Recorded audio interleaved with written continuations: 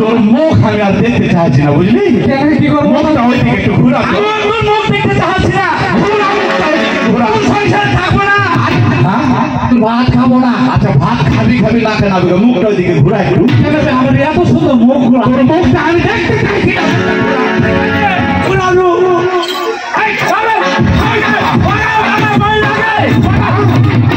ব্যাপারকে আমার পান্থাটা করতে পান্থা হারিতে তুই এখানে কি করছিস?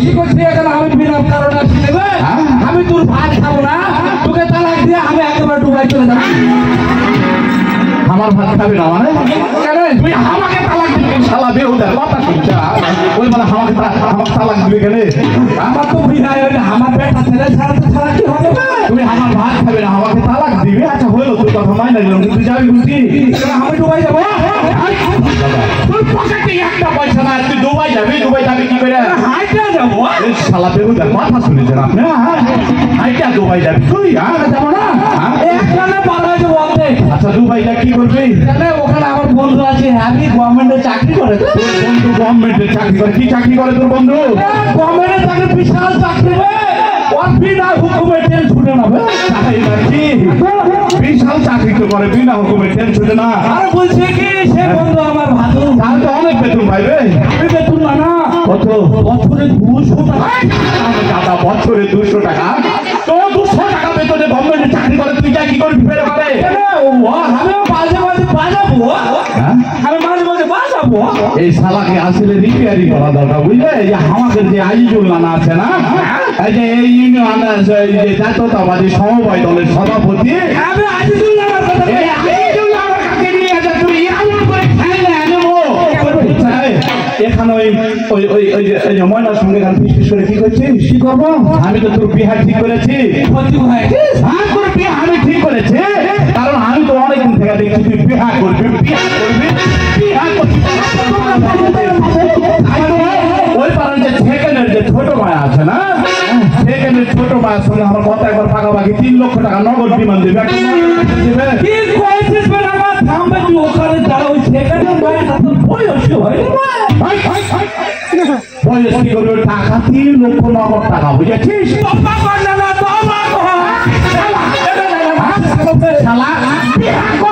আমি তো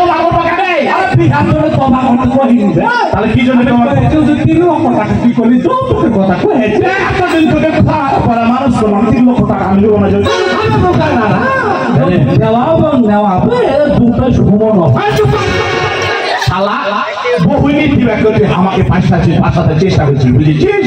আর একটা কথা যদি আমি খোঁজার পছন্দ করে বললাম, তুমি এমন লাভ করা। আরে দুনিয়াতে তো যৌতুক লাখ লাখ টাকা যৌতুক হচ্ছে, আমি নিলে দোষী, আমি গরিব মানুষ। তাহলে সব আমি তোকে একটা গান শোনাবি। আবার কি গান শোনাবি? গানের কথাগুলো পাঠার চেষ্টা কর, তাহলে তুই বুঝতে পারবি আমি কি করিতে চাইছি, বুঝলি? তুই শুনতে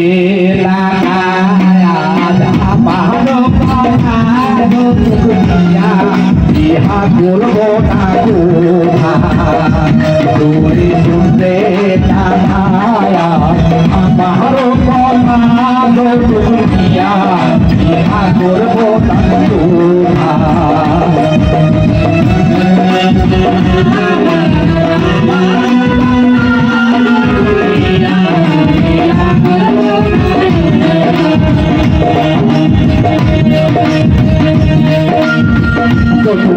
আমি হাতানা একেবারে আমি হানা, আমি হাতানা একেবারে তুঝকে আমি খাইয়া আমরা সবাই মুক্তি চাই।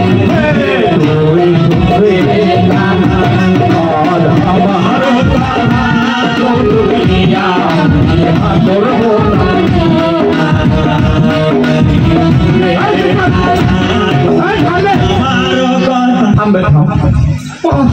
আমি গরিব মানুষ, এত কষ্ট করে এই বুড়া হারি ডুবডুবি বাজায় খাওয়া পরে তুই মানুষ করলাম, এখন যদি তুই কোথাছিস যৌতুক না তুই হারাম। যৌতুক নিব না আরে যৌতুক নিবি না, আমি তোর যে বাড়ি ঘর করে দেওয়ার কথা ছিল, এই বাড়ি ঘর কোন বিষয় করে দেবো? এর একটা সুযোগ আছে বেটা। আবার কি সুযোগ? আমার এই উত্তর গ্রামের একটা বিশাল মাপের নেতা আছে, বিশাল মাপের নেতা। গরিব দুঃখী মেহনতি মানুষের দুঃখ দুর্দশা সব সে বুঝতে পারে না। তার কথা বলেছি। আচ্ছা আমি যে কইয়াছি সেটা আরেকবার সেদিকে জনি ভাইয়ের কথা কইয়াছি। এবার হাসিস কেন? হাসিস কেন? তোর বয়স কত?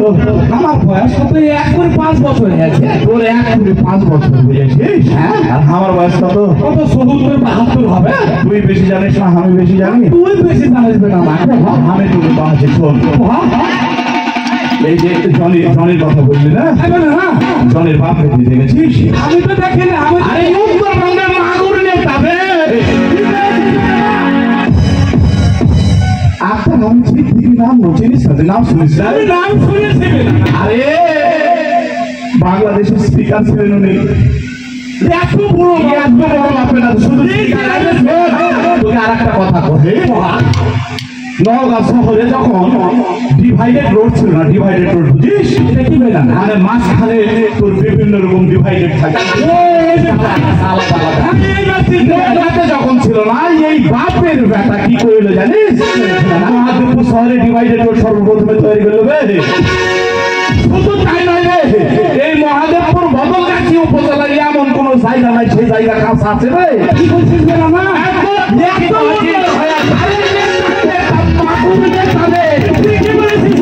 আচ্ছা সেই তার কথা কহালি। তার ছেলে এখন বেঁচে নেই, আল্লাহ তাকে ব্যস্তবাসী করুন। এলাকার জনগণের জন্য অনেক কিছু করেছে। এলাকায় এমন কোন লোকজন বলতে পারবে না এই আখতার হামিদ সিদ্দিকী নাম স্পিকার সাহেবের কাছে গিয়ে খালি হাতে ফিরে এসেছে। কি বলেছিস না? তার ছেলে এখন সামনে এই তো বর্তমান দেশের যা পরিস্থিতি, কই তো লজ্জা লাগে কি কয়াবো। আর এই 16টা বছর ধরে বুঝলি, একেবারে 16টা বছর ধরে এই আওয়ামী ফ্যাসিবাদী সরকার আমাদের মতো সাধারণ জনগণকে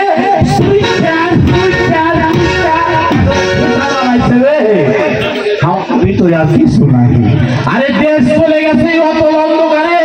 আর ঠিক সেই সময় এই যে হারগে যে ছাত্র ভাইরা আছে, এই ছাত্র ভাইরা বাংলাদেশ জাতীয়তাবাদী দলকে সাথে নিয়ে রাজপথে নাইবা দীর্ঘ 3-4 মাস ধরে রাজপথ দখল করে হাজার হাজার জীবন দিয়া রাস্তায় ঢাইলা দিয়া এই দেশকে নতুন ভাবে স্বাধীন করেছে।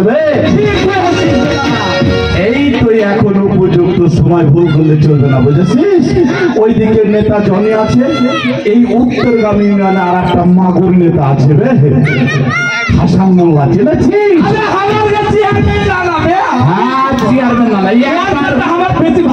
একবার ভাইবে দেখ, ইঞ্জিন যদি শক্ত হয় বগিটা কি শক্ত না হয়ে পারবে? আর ইঞ্জিন যেদিকে যাবে বগিটাও কিন্তু সেই দিকে যাবে। জনগণ ভুল না কইরা এই সামনের নির্বাচনে আমাকে জনে ভাইকে যদি সংসদ সদস্য করে পাঠায়, ওখান থেকে টুকটুক করে কাজ দিয়ে আসবে। আর হারগে এই মাগুর নেতা হাসান মোল্লা বসে বসে বাস্তবায়ন করবে। কি কহব দুঃখের কথা না, কোকিলের মতো নেতাদেরকে দেখা যায়, বুঝলি? যখন ভোট আছে তখনই সাধারণ জনগণের কাছে গিয়া বিভিন্ন রকম প্রতিশ্রুতি দিয়ে আমার ভোট দাও, 3 তলা বাড়ি করে দেব, 7 তলা ব্যবসা করে দেব। যাহা ভোট ভোটের মনে ভোট চলে যায়, নেতার এলাকায় আসে না।